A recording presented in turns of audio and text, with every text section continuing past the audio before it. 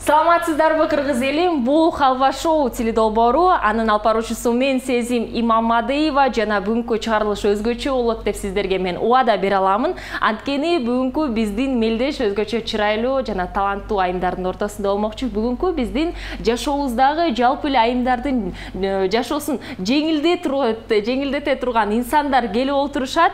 Булар Жеңелер KG компаниясынын командасы жана бүгүн команда 2ге бөлүнүп мелдешмекчи. Оң тарабындагы команда Айдай Өмүрбек кызы жана Альбина Нурланова. Кош келиңиздер, бири-бирибизди колдоп коелу.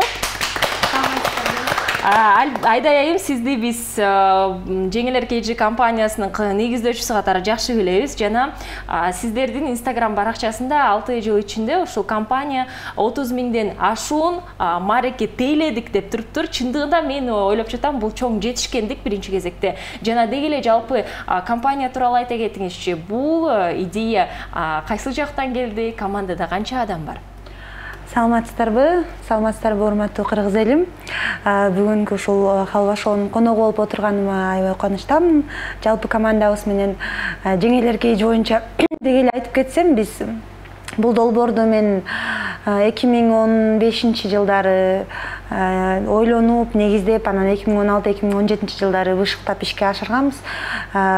Ресторанда өзүм кадимки эле жөнөкөй ашпозчу болуп иштеп жүргөн учурда, ал кезде бул выездной ресторан деп коебуз, ашпозчуларды үйгө барып кызмат көрсөткөн анча актуалдуу эмес болчу, аябай эл арасында кеңири тарала элек кез болчу.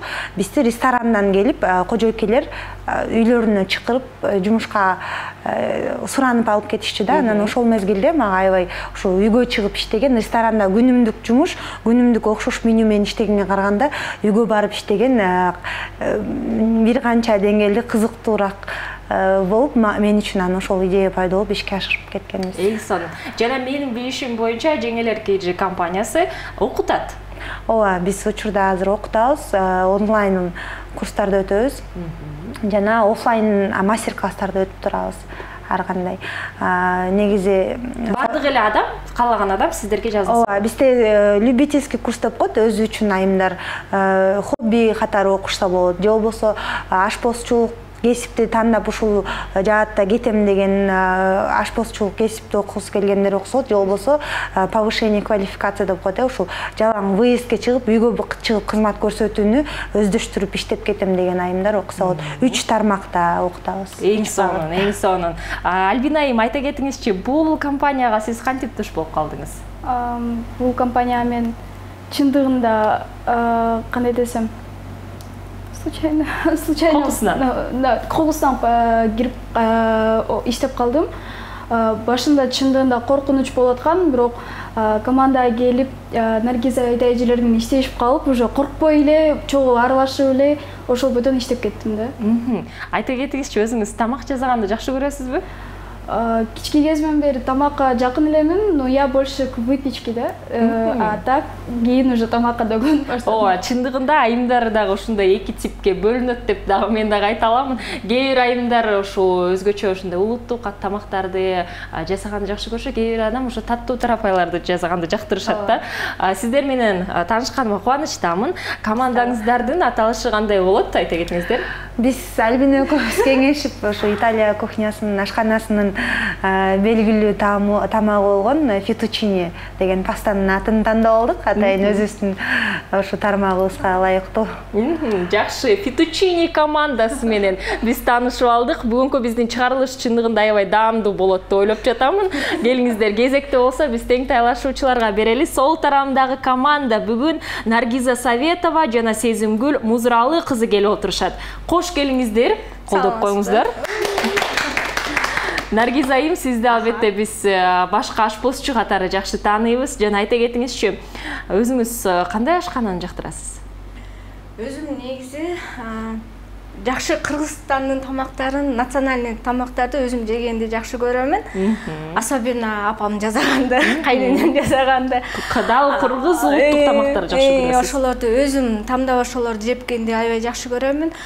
Бирок жасаганга келгенде көбүнчө европейский кухняны жакшы жасаймын деп өзүмө ишене алам да. Эң сонун. Көп учурларда айта кетишет го, ушул кожойке катары үй ушу ашканада турганда эгерде тамак ушундай супсак болуп калса, бул сенин мүнөзүңөн көз каранды деп көп киши айтып калышат го. Чындыгында дал эле ошондойбу? Балким сиз жумушка келип ушундай маанайыңыз жаман болуп жатса, тамак ашта ошондой болуп калышы ыктымалбы? Жок, менин практикамда андай болгон жок го дейм. Үйдөн деле андай болгон жок. Мне кажется, может башында ошондой болушу мүмкүн, анан опыт өзү колун көнүп калгандан кийин кээ бир менин кыздарым таң калышат. Наргиз эже кантип жытынан билип койдуңуз бышканын деп, уже аң сезим ошого жетип калат да. Быштыбы, бышкан жокпу, тузу дал келген жокпу, уже автоматтан өзү эле. Канча жыл болду ашпазчы иштегениңизге? Быйыл буюрса 12 жыл болот. 12 жыл. Албетте тажрыйба чоң экен. Бул жакта мүнөз дагы, албетте маанай дагы көз каранды болбойт. Эгерде балким жөнөкөй кожойкелерде көз каранды болсо. Жоңузга рахмат. Сезимгүл, сиз менен да таанышканыбызга кубанычтабыз. Сиз бул компанияга туш болгонуңузга эмне себепкер болду? Мен бул жака өзүмдүн классташ кызым аркылуу келгенмин. Кокусунан эле чакырып калып, ошол чакыруу аркылуу эле келип калгам. Мен башында бул жеңелер компаниясына келди, аябай коркунучтуу болгон. Эң сүрдүү поварлардын бири бул Наргиз эже. Мен Наргиз эже менен заказга чыккандан аябай коркчумун. Урушат окшойт. Жок, мындай урушпайт деле, бирок мындай сүрүү бар да өзүнүн. Бир нерсени туура эмес кылып коембу, ошо туура эмес кылбайсың, бирок коркот эле туура эмес кылып коесуң да. Ошондой экенин өзүм кийин байкап калдым. Мен бул жеңелер компаниясына келгенде мен даже бычакты туура кармаганды билчү эмесмин. Мындай тамак ашка, мындай кухняга жолоочу эмесмин кичинемден эле. Бирок жеңелер компаниясын билгениме мен 3 жылга карап бартат, 2,5 жыл, 3 жыл болуп калды. Мен бул жактан көптөгөн эмелерди, кандай десем, фишкаларды, мындай жасаганды үйрөнүп карап отуруп эле мен Наргиз эжеден, Айда эжеден жана биздин командадагы кыздардан көп нерселерди үйрөндүм десем болот. Бул да жакшы жардама. Айда эми айтып атат, турмушка даярдап коебуз урматтуу айымдар деп. Наргиз айым талаптарга окшойт, коркушат экен сиздер кыздарыңыз. Негизи мен өзүм ойлочумун, жумшакмын депчи. Көргөндө чын эле ойлочумун, мен жумшакмын, жакшымын депчи. Анан кийин көрсө андай эмес экен. Байкасаңыз дал ушундай адамдар, Сезимгүл, бышырышат сени. Убакытты бою бышырышат. Жана чындыгында жакшылык белгилеп кеттиңиз. Ушу мен азыр телекөрүүчүлөргө жана сиздерге айта кетейин, менин ушу жаза албаган тамагым фрикасе тамагы да, чындыгында. Мен эгерде жолдошум көрүп жатса, менен да макул болот окшойт. Канча жылдардан бери ушу фрикасе тамагын даярдалбай, ошол эле YouTube'ду карайм, ошол эле башка ушу баракчаларды, сайттарды издеп жазасам эле болбойт да. Анан жакында гана бир ашпозчу айым менен таанышып, аты да Жылдыз айым болчу. Аны менен таанышып, ошол фрикасе жасап учурду, ошо аябай жакшы көргөздү да. Бирок ар бир ашпозчунун чындыгында эле ошол эле фишкасы бар экен.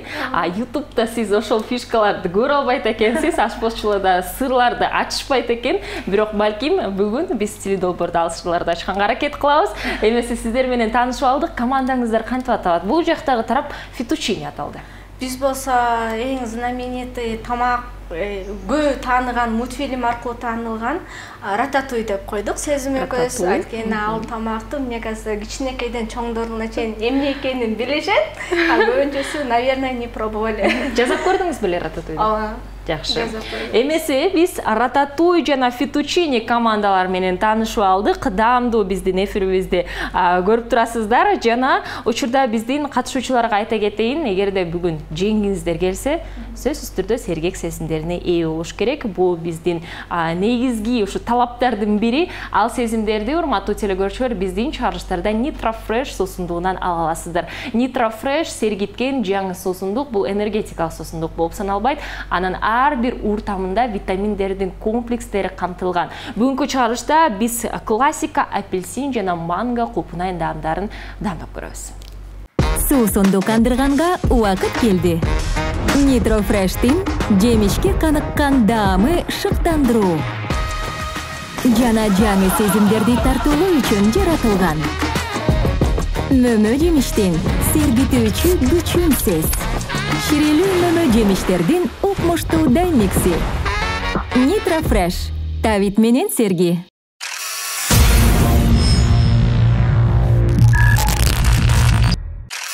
Биринчи оюнубуз суроо жооп деп аталат. Бул оюндун эрежеси төмөнкүдөй. 60 секундада ар бир командадан бирден оюнчу эң көп суроолорго ойлонбой жооп бериши керек. Жооптор тез болушу кажет жана алар кайталанбашы керек. Ким максималдуу түрдө көбүрөөк суроолорго жооп узатса, дал ушул команда бир халва баллга ээ болмокчу. Бул оюнду ким биринчи ачып берет? Фетучиниби же рататуйбу? Давайте біз. Рататуй бардығын қолына алайын деп чечти. Жакшы. Кимиңиздер жооп берет? Наргиза эми сиз жооп бересиз. Сезимгүл, сиз жардам берип турсаңыз болот. 60 секунда гана убакыт бар. Эмесе биринчи команда, Рататуй командасы суроо жооп оюнун ачып бермекчи. Убакыт кетти. Супермаркеттин аталышы? Азия. Женщина-кошка каякта уктайт? Терезеде. Телефонуңуздун паролу кандай? Белгисиз. Чачыңызды кайсыл түскө боеш керек? Оранжевый. Кыргызстанда жасалган унаанын аталышы? Я не знаю.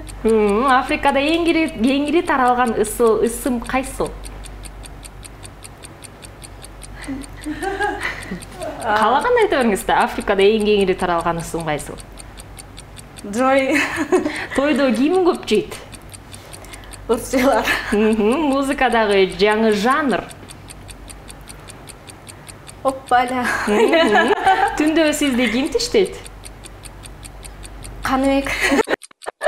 Ракамдарды кантип жок кылса болот? Договариваться. Сиз ким жөнүндө кыялданасыз? Убакыт бүттү. Жетишпей калдык. Ким жөнүндө кыялданасыз? Сыр болбосо. Я даже не знаю. Эч кимди өлө койбойсузбу, э? Чоң рахмат жоопторуңуздарга. Чачыңызды чындыгында эле ошо кызгылт сары түскө боёйн деп жатасызбы? Мурун кыз кезимде негизи чачым жашыл болгон, бир жолу Азыр эме болуп кетти? Азыр тилекке жашы каршы жолдошум вообще чачымды боётпойт. Жолдошуңуз аты ким? Каныбек. Каныбек мырза, бул эмне деген нерсе? Эгерде айым каалап жатса, каалаган түскө мен азыр суранып жатамын Каныбек мырза, Наргиза айым. Оранжевыйга боётуп берди. Биз күтөбүз. Кийинки эфирде Наргиза айымдын чачы дал ошол сары кызгылт түстө болсун деп айта кетейин. Кезекти болсо биз учурда Фетучини командасына беребиз. Кимиңиздер жооп берет? Мен жооп берейин. Айдайым, жооп бериңиз. Командалаш жардам берип туруңуздар, макулбу? Сиздерде 60 секунд убакыт бар, убакыт кетти. Чычкандар көбүнчө эмне менен тамактанышат? Сыр. Сиздин кыжырыңызды кайнаткан нерсе бул эмне? Эме, таракан. Австралиялык аборигендердин суусундугунун аты? Фреш. Тыйын чычкандар дарактарда эмнелерди сакташат? Жаңгак. Караокеде эмне кыласыз? Ырдайм. Телеканалдын аталышы? Любимый. Дискотекаларда көбүнчө керек болгон нерсе бул эмне? Жардам берип жатшы. Дене тарбия сабагында эмнелерди жасоого болбойт? Ырдоого болбойт. Кыргыз буга чейин жооп бергенсиз, бул кайталанбашы керек. Кыргыз ракетасын кантип атаса болот? Манас. Керебеттин астына эмне жашырса болот? Акча. Досторуңуз сизди бала кезиңизде кантип атачы? Бала кезимде Айка, Айдай деген Айка деп кыскартып айтышчы. Убакыт бүттү. Бул оюнубузда эмнегедир командалар аздан жооп узатышты. Биздин суроолорубуз аябай көп болчу. Жана чындыгында акчаны катасызбы керебеттин астына? Жок. Айдай, баякта жашайт экен дагы суроолайм. Кийинки суроо болчу. Оюма биринчи келген сөздү эле айтып койдум. Жакшы жооптор болду. Келиңиздер, бул оюнубузду жыйынтыктайлы. Суроо жооп оюнунда биринчи команда, бул жакта Рататуй командасы бул оюнду ачып берип, 10 суроого жооп узаттыңыздар. Жакшы жыйынтык. Тең тайлашуучулар Фетучини командасы болсо 11 суроого жооп узатты. Бир халва балды без Фетучини командасына беребиз. Жыйынтыктаганда 1-0. Азыр болсо биз Алло, сен кайдасың аттуу оюнубузга өтмөкчүбүз.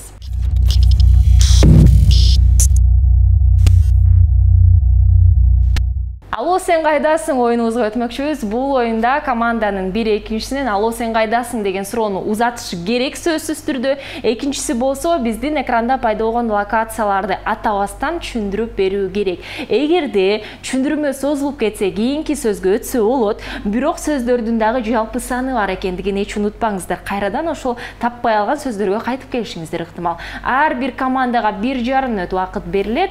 Эмесе учурда Фетучини командасынын убакыты кетти. Сурап коюңуз, айдайм. Алло, сен кайдасың? Алло, сен кайдасың? Жуунат. Душ. Мончо. Сурап коюңуз. Алло, сен кайдасың? Иштеп атам. Дресс-код менен ак үстүм. Кол менен көргөзбөйбүз. Үстүм ак. Официант. Эме телефонный звоноктор, документы. Колл-центр. Документы, кийинки сөз. Таппайсыз. Сурап коюңуз. Алло, сен кайдасың? Бат-баттан. Бишке көрүнүп атат, караңгы. Азаматсыз. Алло, сен кайдасың? Узун жол машиналар жүрөт. Атап салдык сөздү, кийинки сөз суранамын. Алло, сен кайдасың? Ак кийим. Билбейт экем кийинки. Жаңгактар. Чыгып кийинчи чыккан? Жок, жаңгак. Кандай жаңгактар бар эле? Арслан бар, грек жаңгагы. Ошо Греция. Азаматсыз. кайсыл эмеде караганда түштүк Түндүк. Сурап коюңуз. Сен дөңгөлөк үйлөш керек. Машиналардын эме эмнели? Вулканизация. Сонун. Сен кайдасың? Үйдүн эң үстүнкү эмесинде. Балкон, панорама, крыша. Сураңыз. Сууда Сен кайдасың? Сууда кетип бартам. Кеме, кайык, көл. Ошо сууда кетип бартам. Жетишпей калдыңыздар. Акыркы сөз чыныгына оор сөздөрдүн бири болчу. Балким бирок түшүндүрмө башкача болсо таап каларсыздар. Бирок менин оюмча бул эң сонун жыйынтык. Анткени түшүндүрмө дагы өзгөчө болду. Жаңгак кандай бар деген аябай жакты. Грек жаңгагы дагы башка жаңгактар, албетте бул Греция болчу. Бул экинчи командага жакшы жардам. Анткени өзгөчө ыкмаларды дагы колдонсо болот. Учурда келиңиздер, кезекте биз Рататуй командасына берели.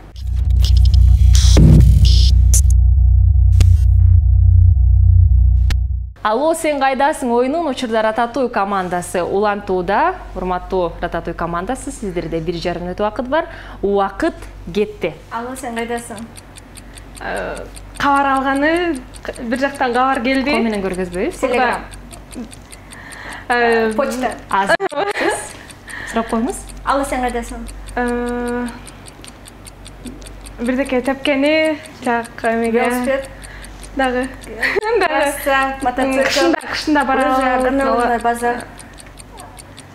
Чаны. Алло, сен кайдасың?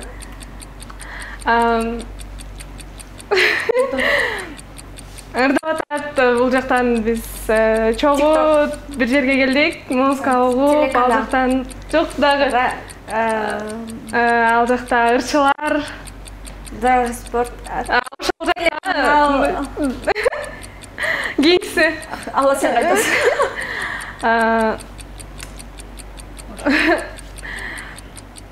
Биз ош тараптан, мен Жалал Абадтан болом, Жалал Абад тарап. Ошол тарап. Эмне деп аталат, ошол тарап. Сурап коюңуз. Алло, сен кайдасың? Мен кетип атырым.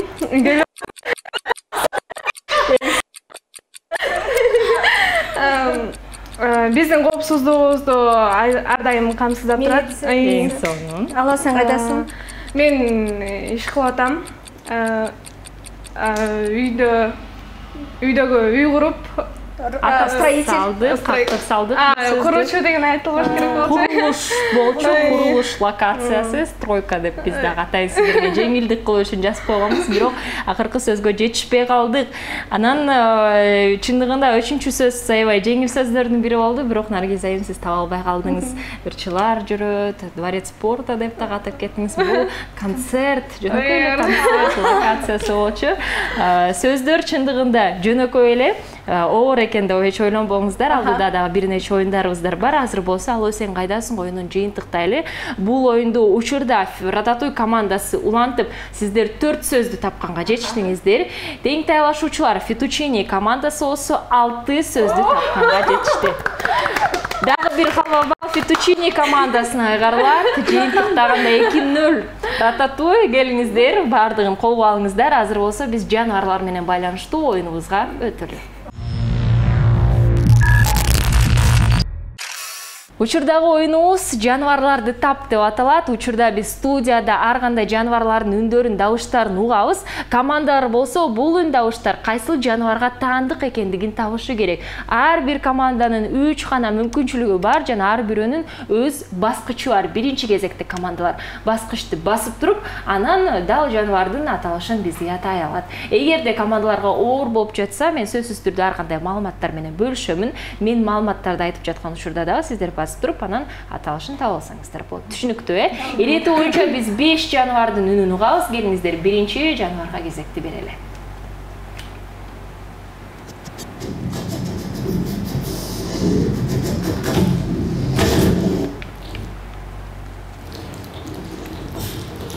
Чычкан. Чычкан эмес. Дагы бир жолу угалы.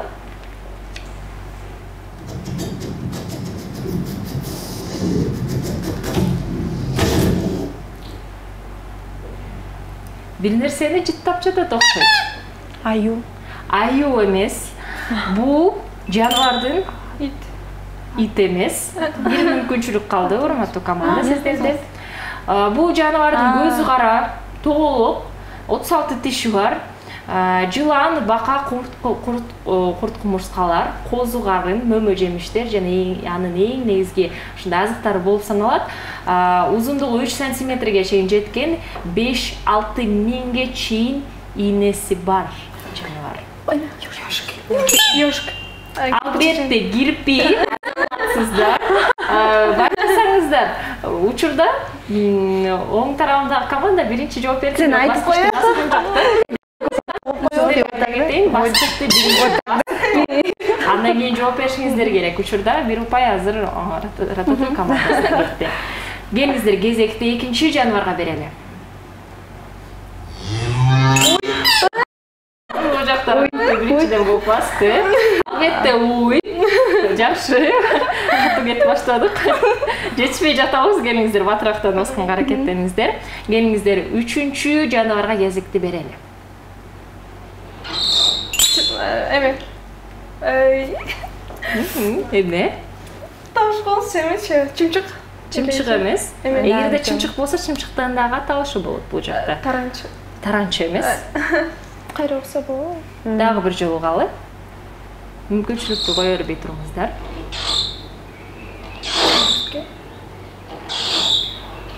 Оор жаныбар окшойт. Жардам берейин. Бул жаныбарларды көп учурларда сокур жер астындагы жашоочулар деп атап коюшат. Эме. Кайсы жаныбар? Неле? Суу, ой. Крот. Көрчү кандай деле? Не? Крот? Албетте.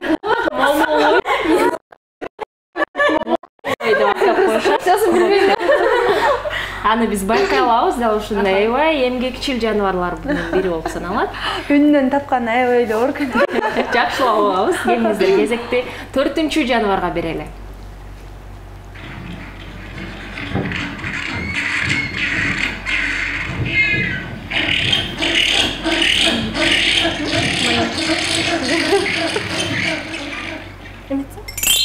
Маймыл. Маймыл эмес. Жакшылап угабыз. Дагы бир жолу көрөлү. Дагы бир жолу көрөлү, андан кийин жардам берейин. Альбина.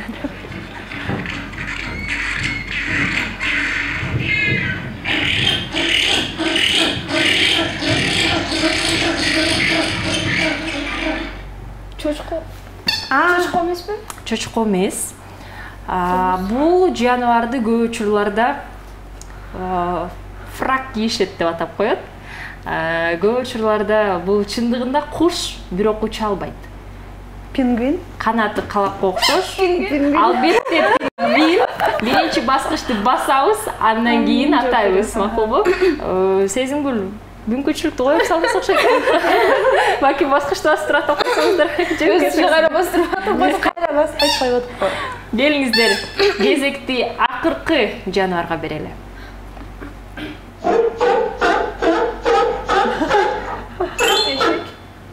Эшек эмес. Дагы бир жолу калы.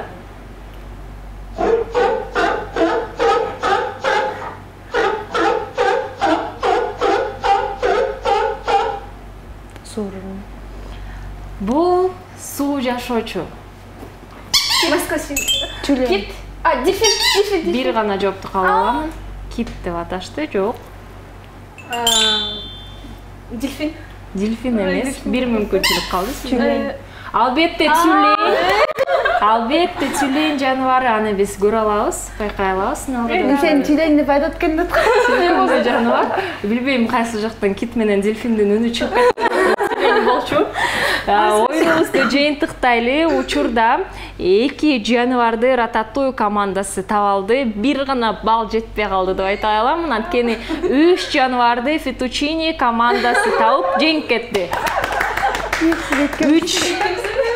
3-0 алдыда Фетучини командасы келе жатат. Азыр болсо бул жаңылык учурда Рататуй командасына жакшы жаңылыктардын бири болот. Анткени кийинки оюнда команда 2 халва балга ээ боло алат. Анткени бул оюнубуз калппы чымбы деп аталат.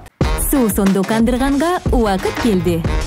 Nitro Fresh'тин жемишке каныккан даамы шыктандыруу. Жана жаңы сезимдерди тартуулоо үчүн жаратылган. Мөмө жемиштин сергитүүчү күчүнсүз. Ширелүү мөмө жемиштердин укмуштуу даймикси. Nitro Fresh. Тавит менен серги.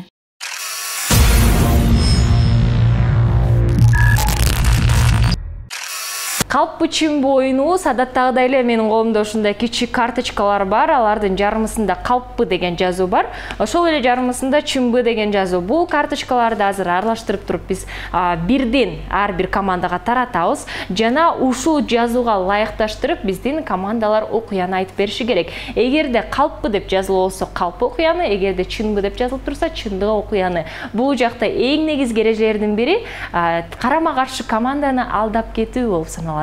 Эгерде карама каршы команда сиздердин окуяңыздарды таппай калса, карточкадагы сиздер бир халва балга ээ болосуздар. Ошол эле сиздер команданы адаштырып кетсеңиз дагы бир халва балга ээ болосуздар. Андан тескеринче, азыр учурда биз биринчи кезекте бул карточкаларды аралаштыралы.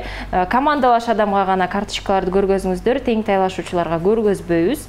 Анткени окуядан кийин сөзсүз түрдө карама каршы команда табышы керек карточкада жазууну. Келиңиздер, Фетучини командасы бир карточканы тандаңыздар. Биринчини алып жатасыз эле. Каалашынча. Келиңиздер, Рататуй. Карточкаларды тараттык. Келиңиздер, окуяларды эстеп, эгерде калп болсо оюбуздан чыгарганга биздин катышуучуларга убакыт берели. Бул жол менен бир нече мүнөт убакыттардан кийин кайрадан биз эфирибизди улантабыз.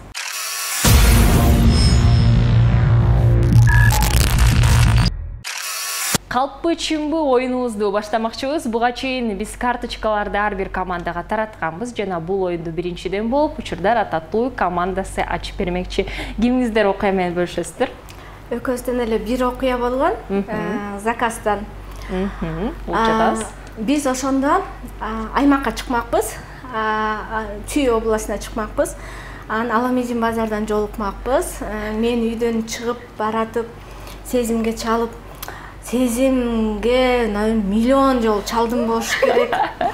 Тур депчи, телефону албайт, жиним келип өлүп кетти деп келдим да таксиге отурсам, чоң кыз каяка деп атпай, таңкы саат 4:30, жок 3:30 болчу да. 4:00 Аламединден алып кетмей. Мен болсо үйдөн такси менен чыгып аткам. Андан кийин машинага отурсам эле, уже я злая, уже телефон албайт атат. Мен булар үйдөн чыгат ойготом да тур депчи. Телефон албайт атат, уже злая, в бешенстве болуп кеттим. Эжесибиз менен иштечи, ага да чалсам, она тоже скинула. Вообще уже жиним келип, раздраженная машинага, таксиге, Яндекске отурсам, түнкү саат 3:30. Такси, чоң кыз каяка деп атпай, анан кийин Аламедин рынок остановкасына дедим да. татанын маңдайына деп атпайбы десем деп андан кийин ошол жака жакындан сизди бирөө күтүп алмак беле десе ооба клиент күтүп алат деп атпаймынбы ооба клиент күтүп алат десем таксист мени жаман көз менен карады киши экен да логически деп наргиз ойгондо эле жок байке мен ушундай поварда иштеймин анан аймакка кетмекпиз анан ушинтип помощницама чалсам телефон албай атат десемчи болуптур балам болуптур деп ошого калып туруп койду бирок сезимдин аркасы менен ушундай катышпаптырсыз да анан кийин эле көп өтпөй эле сезимге чалып атам албайт анан жиним келип кетип калдым өлүп кетип эмне болсо ошол кетип калдым бир кечтен кийин сезим наргиз эже эмне болду дейт атам башы тур деп ошо аябай жиним келип калды да аймакка кеткенде бизде клиенттер городдун чертасынан алып кетет да либо сокулуктан шлагбаумдан же болбосо аламединден алып кетишет да анан кийин биз ошондо ары үчүй тарапка кетмекпиз андан кийин эмне кылсаң ошого кел деп кыркырып койдум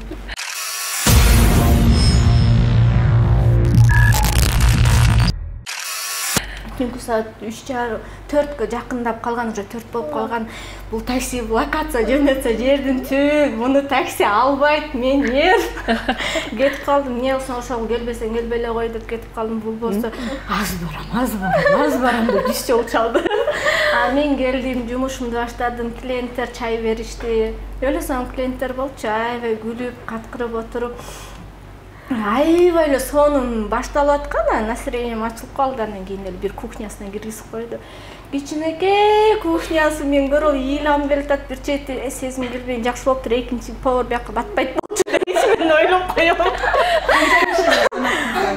40 кишилик заказ. Мен айта кетейин, тең тайлашуучунун 3 мүмкүнчүлүгү, 3 суроону берүүгө мүмкүнчүлүгү бар. Биринчи суроо кетти азыр. Канча кишилер болчу? 40 кишилик заказ болчу. Бат эле келип калды негизи артыман. 20 мүнөттөн кирип бардым. Ал жак аябай узак болчу, бир жарым сааттык жол болчу. Мен такси заказ кылсам 2 саат менен кылды. Анан бир оштук байк экен, аябай көп сүйлөгөн байк экен, ошундай. Жөнөкөй мындай карапайым адам экен да. Ал жак кайсыл жакта экенин билбейт экен ал байке. Ал адрес каякта экенин билбейт экен. Мени билбей эле таксиге алып алды. Мен ошол жака айдаңыз дедим, кайсы жакты көрсөтүп атса мен деле биринчи жол баратам деп. Анан ал байке мынча узак экенин билгенде келбейт болчумун деди. Ошентип аркасынан 20 мүнөттөн кийин баргам. Бир жарым саат болуп барды. Анан автобустан эң кызыгы анан кечимде башталды. Жазадык, бул келди, кечим сурадык, деп кечирип экөөбүз сүйлөшүп, иштеп баштадык. Анан такси канча сом болду десем, гүн деп койду, мен уккан жокмун. Канча болду десем, гүн. Десем андан кийин 700 сом болду деди. Баш болот өзүң келесиң. Андан кийин иштеп бүтүп, заказыбыз кече эле башталмак негизичи. Анан коноктор тозуучулар келе баштады, сон боло баштады, балдар келип тийише башташты. Кыздарды уже сурап башташат. Аванс берсеңер, конечно, алып кетерле деп күлүп жайнап, повар кыз дегенде, силерге ушунча акча көп төлөбөй эле ушу кыздар жасап коймок, келиң болмакпыз деп башташат. Деп сон болот. Анан кечки саат 7-де мага балам телефонум өчүп калган да. Ошо бул менен кечке табышат, зарядкам жок, телефонум өчүп калган. Зарядка таап күйгүзсөм саат 7-де толтура пропущенный телефонумдачы. Балам, 2 балам тең садикке барат да, меничи балаңарды алып кетпейсиңерби дейт. Кечки саат 7. Ойлодум да, тигилер саат 7 болду, саат 5-те садик башталат, эмне болот десем, сезим болсо билбейм деп коет. Мен дүңкүлдөп иштеп атам, нервим кашап атат. Жолдошума чалсам албайт. Анан аягында эмне кыларын билбей таксиге чалдым. Местный таксилер бар бизде. Чалып өзүмдүн адресимди заказ кылып койдум. Адресин заказ кылсам эле водитель келип, мен келдим деп, ала дарбазадан тарсылдатып үйдө уктап аткан кишини ойготуп коюңузчу. Өлө жиним келип жанынан ошондой да болмак беле, кечке эле сүйлөп атат, нерв болуп атат. Андан кийин туруп эле, эми ойготуп коюңуз, посадкаңызды төлөйм азыр, эми банктан которуп коем деп эле сүйлөнүп атам да. Ой, макул десе, жок үйдө эч ким. көрсө менин жолдошум футболго барып келиптип, машинасын бирөөгө берип, өзү үйгө уктап калыптыр. Балдарымды садикте калып калыптыр, 2 балам бар, 2 башка группада окушат. Анан кийин да жакшы бермек деген эже бар. Үйүнө чыгып кеттиптир, ошо садикте калса эмне болот эле. Телефонубуз өчүк, меники да өчүк, жолдошум да өчүк. Йо, деп анан ошентип приключение болуп бир заказга барып келгенбиз. Кызык. Кстати, 700 сом, 300 сом мен байкасаң бир эле күндө ушунча көп окуяга туш болуптур учурда Рататуй командасы. Анан байкасаңыздар, бул окуя чын дагы болушу мүмкүн, калп дагы болушу мүмкүн. Жана оң тараптагы команда бул окуя чынбы же калппы табышы керек. Буга чейин бир суроону узаттыңыздар, 2 сурооңуздар барбы дагы? Узатсаңыздар болот, бар болсун. Жок, суроо. Суроолор жок. Жок. Анда айтып коюңуздар, бул чын деп ойлоп жатасыздар. Эми көргөз коюңуздар, карточка бул чындыкпы? Наргиз, өзү да возможно случайлар бар. Балким бир жактан алдап кетсеңиз болмок, же болбосо? Жок, 2 күндө аралаштырып кеттим. 2 күндө аралаштырдыңыз, бирок бул чындык болчу. Экөө тең чын. Эң сонун окуялардын бири айтамын, чындык болсо дагы мага жакты. Бирок байкасаңыздар, бул жактагы команда чындык экендигин таап алды. Ошондуктан упай учурда Фетучини командасына кетет. Чын дегенде чынды айтыш керек болчу да. Калп деп айтыш керек болчу. Таппай калыш. Жок, биз чынды айтышыбыз керек болчу да. Сиздер чындыкты бизге калп сыяктуу кылып айтыш керек болчу. Просто бул история 2-3 эми заказды аралаштырылбайт болду да. Үчөөнө тең сезим экөөбүз катышканбыз. Окуялар чындык болду. Окуялар чындык. Бул жак чындык деп атады. Ошол себептен жеңип кетти. Сиздер болсо балким бирок чындыгында мен ойлоп жатам, аябай жакшы окуя болду. Мен калп деп айтмакмын да, аябай. Аябай эле. Окуялар болду да, ошондуктан мен калп деп айтат деп ойлоп жаттым да, бирок чындык экен. Кезекти келиңиздер, учурда биз Фетучини командасына берели. Окуяны ким айтып берет? Мен айтып берейин. Угуп жатабыз. Сиз ушул оюндун шарттарын эметип баштаганда, түшүндүрүп баштаганда эле мага студент кезиңиздерим почему-то эсиме келип кетти да. Ошол кезди бир эстеп, ошол кездеги окуяларымды айтып бергим келди. Эмнегедир билбейм, ушундай көптөн бери студент кезим эстей эле келип. Анда мен жатаканада жашачумун, 2000 канчанчы жылдары. Ошол 1-2 курста окучумун да. Анан жалаң 5ке окучумун. Жалаң бардык сабактарыман 5 алып кызылга кетип аткан студенттердин бири болчумун. Бир күнү эле негизи экзамен учурунда, сессия учурунда бардык эле студенттерге тааныш учур болсо керек. Жатаканада студенттин бир тойгону байыган деген сыяктуу акчаң көп болсо барып туруп бир той аласың, анан акчаң жок болуп калса эчтекең жок болуп отуруп калат. Эртең менен экзамен, бардык кыздар даярданып атабыз, продукта жок, акчабыз жок, таптакыр. Вообще анан бир пияз бар экен эмеде, 1-2 пияз бар экен, май бар экен, башка эчтеке жок экен. Анан эме магазинге барып, ошо бөлкө, бир бөлкө нанды 15 сомго карызга жаздырып, акчабыз вообще жок да. Анан ошол пияз менен майга кууруп, мурчтан туздан сеп, завтрак кылып жеп, анан экзаменге барганбыз. Бардык сабагыман эле 5 болуп кетип аткан да. Анан ошол бир экономика деген сабактан эжебиз берет, мүмкүн экрандан көрсөтүп калат деп коеюн. Ошол эжем эле биз аудиторияда отурганда мен бир нерсеге алаксып кетиптим деп эметип карап калдым. Ошо мугалимдер болот го, бала тынч отурбаса жинденип калышат ошол студенткечи. Мага аябай жинденип калды. Өмүрбек кызы, тынч отурбайсыңбы, чыг эшикке деп элечи. Анан чыгып келдим, чыгып эс алып келдим. Анан мени сурап баштаганда баарынан эле 5, ошондон эле 4 да. 4 коем мен сага дейт да. Кайра сураңыз десем, жинденет аябайчы. Анан эмне кыларым билбей ыйлагым келип атат. Ошо 1-2 курсум эмес, алып атам, 3-4 курсум окшойт, бүтүрүүчү курс кызылга кетип аткан учурум болчу. Анан эмеге барып, кураторума айтып, ушул 4 коем деп атат депчи. 4 коем деп атат. Эмне кылсам болот? Кайра сураңыз десем да сурабай айтат. Десем, эми ушундай учурлар негизи студенттерди көп эле кездешип эметип калат болуш керек. Ушундай калыс эмес учурлар болуп калат. Анан ошол эжеге эме кылгам, акча бергем. Коррупция. Негизи бир ошол единственный эле эжеге акча бергем да, эме бергем. 3000 сом бергем. Ошол кезде 3000 сом аябай эле чоң акча болчу.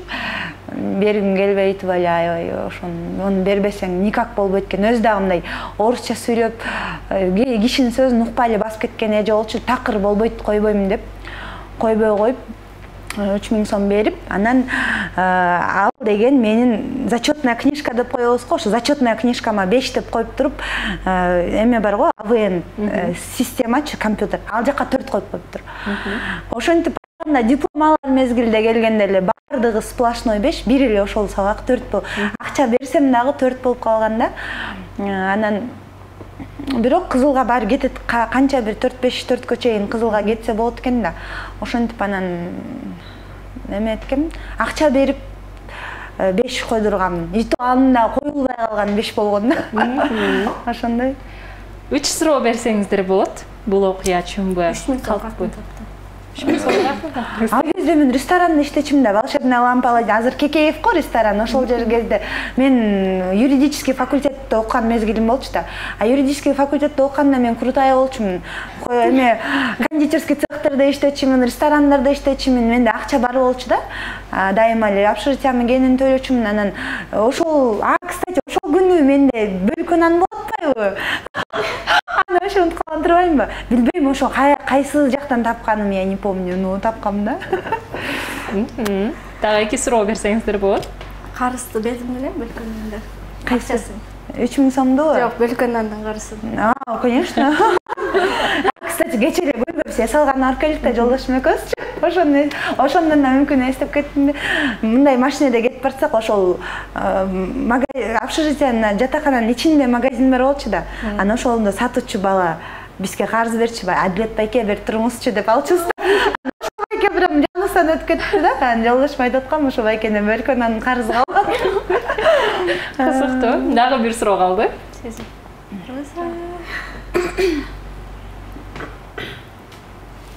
Ошондо кандай болуп калды да? Күнү сагында анан акча сразу бериш керек болду 3000 сомду. Ооба, мен сразу бериш. Жок, сизде нанга акча жок болсо 3000 сом. Ошо таап бергем да. Ошону эмне болуп таап бердим эле. Таап бергем, кураторума айтып, иши наличка алып келип бергем ошо. Жоопторду биз бердик. Эми Рататуй командасы бул окуя чынбы же калппы? Кандай деп ойлойсуздар? Калп. Калп деп жатасыз. Сезимгүл, сиз дагы макулсуз, э? Азыр мугалимдерге 3000 сом берип, сиз азыр 2023-та андай жок да. 3000 сом бербейт. Кызыктуу. 3000 сом 2017, 2016, 98-дер бүтсүз коллежде окудуңуз, э? 2016, 2017, 3000 сом деген ал эң чоң акча. Кызыктуу. Кайсы жоопту кабыл алайын? Калп, карточканы көргөзүңүз. Кайсы жакта алдыңыз? Берген үчүн бирок 3000 сом берген эмесмин, 500 сом берген. Кызыктуу болуп кетти. Биз ал ошо 500 сомду каяктан тапканын билбейм. Бергем да. Ал окутуучунун, мугалимдин атын биз атабай эле коебуз.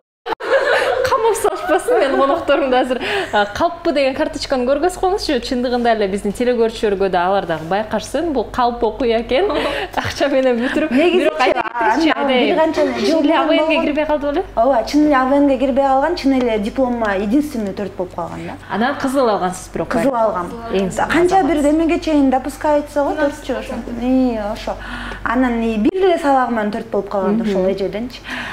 Бирок жашоодо чындыгында кызыл болобу, көк болобу. Кийин Убакыт өткөндөн кийин бунун дагы мындайча айтканда мааниси жок болуп калат экен. Бул албетте өзүңдүн жетишкендигиң, өзүңө ушундай ишенич берүү үчүн. Бирок жашоодо албетте бул өз билимиң, ал жактагы жазылган ба эч нерсеге татыбайт деп мен айта кетейин. Юридикалык билимим боюнча эки юридикалык билим алдым да, бири жогорку, бири орто.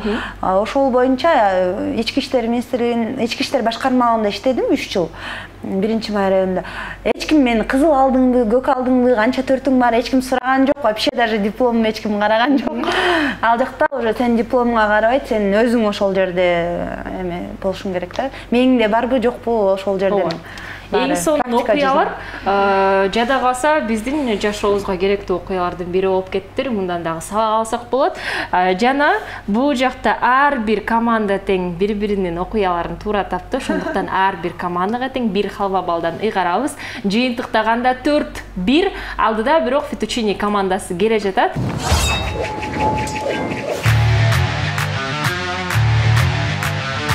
Крокодил ойну 1,5 мүнөттүн ичинде команданын бири экинчисине биздин ушу экранда пайда болгон сөздөрдү алар күнүмдүк ушу колдонуп турчу буюмдар, жаныбарлар, тамак аштар болушу мүмкүн. Дал ушул сөздөрдү бири экинчисине кыймыл менен гана көргөзүп бермекчи. Экинчиси албетте ал сөздөрдү табышы керек. Жана катышуучуларга көргөзүп жаткан адам кийинки деген сөздү гана айтса болот, калган сөз үндөрдү чыгарбашы керек. Бул оюнду биринчиден болуп Рататуй командасы ачып бермекчи. Сиздерде 90 секунд убакыт бар. Убакыт кетти.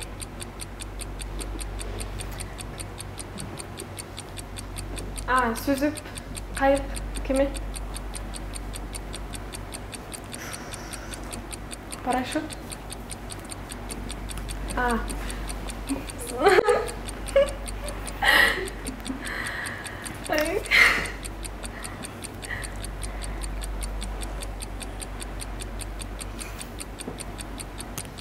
Çömüç, eме, çögün. Kийинки сөзгө төлөбү.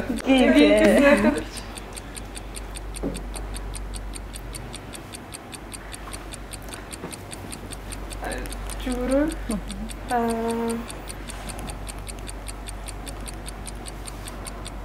Аракет кыласыз, өтүп жатат. Каласыз кийинки өтсө болот. Кийинки.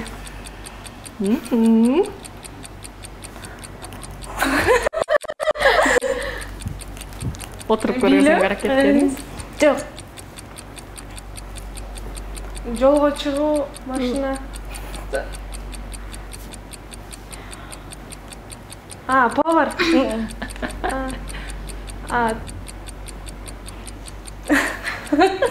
Не болушу мүмкүн.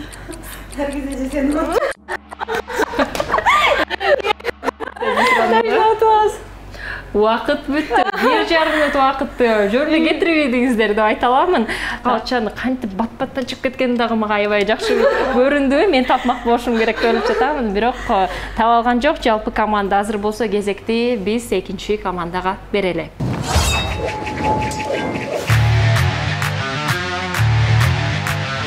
Крокодил оюнун учурда Фетучини командасы улантууда. Сиздерде 1,5 мүнөт убакыт бар. Убакыт кетти. Кийинки.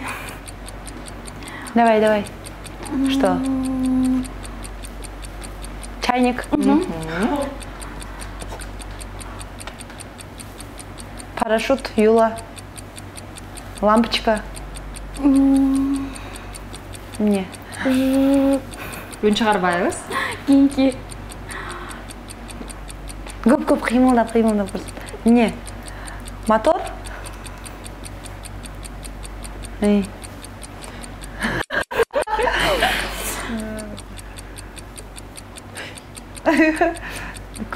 Кастрюля. Чөмүч.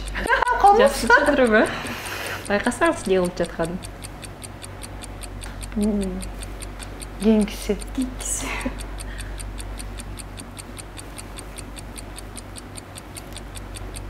Шамал. Туман. Кызыктуу.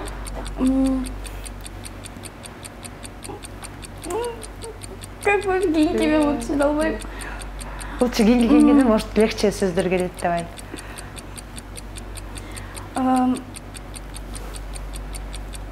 Üçü. Biri. Нитро. Жашыл, зеленый, бирюзовый. Светофор. Қызыл, жашыл, сары. Бүттү. Адаштырып салдыңыз окшойт. Зебра. Зебра. Точно, зебра. Адаштырып салдыңыз деп ойлоп жатамын. Өзүм адаштырып алдым. Азаматсыздар, келиңиздер ушундай жагымдуу нотада биз бир нече оптурдан кийин толугу менен оюнубузду жыйынтыктайбыз. Суусунду кандырганга убакыт келди. Nitro Fresh'tin жемишке каныккан даамы шыктандыруу. Жана жаңы сезимдерди тартуулоо үчүн жаратылган. Мөмө жемиштин сергитүүчү күчүнсүз. Ширелүү мөмө жемиштердин укмуштуу даймикси. Nitro Fresh. Тавит менен Серги. Феттучини командасы жеңип кетти. Сиздерди куттуктайбыз, жакшы оюн көргөзүп бердиңиздер. Сиздер үчүн өзгөчө демөөрчүлөрүңүздөрдөн белектерди кабыл алып коюңуздар. Мен болсо Рататуй командасына деп атап кетейин. Кичине эле жетпей калды. Аягымда гана ушундай газды бастыңыздар окшойт деп ойлоп жатамын. Жакшы оюн көргөзүп бердиңиздер. Кичинекей болсо да бизден белек алып коюңуздар. Чоң рахмат. Сиздер үчүн. Феттучини командасында бүгүн Айдай Өмүрбек кызы жана Альбина Нурланова келип кетишти. Тең тайлашуучулар катары Наргиза Советова жана Сезимгүл Музралы кызы Рататуй командасы катары. Чоң ыраазычылык сиздерге жана урматтуу телекөрүүчүлөр, эгерде биздин чыгарылыштарды көргүңүздөр келсе, YouTube платформасында бизди Халва шоу же болбосо жөн гана Любимый ТВ деп издесеңиздер бардык чыгарылыштарды көрө аласыздар. Жакында сөзсүз түрдө биздин чыгарылышта да YouTube'да чыгат. Сиздер менен мен Сезим Имамадыева болдум. Кайрадан көрүшкөнчө.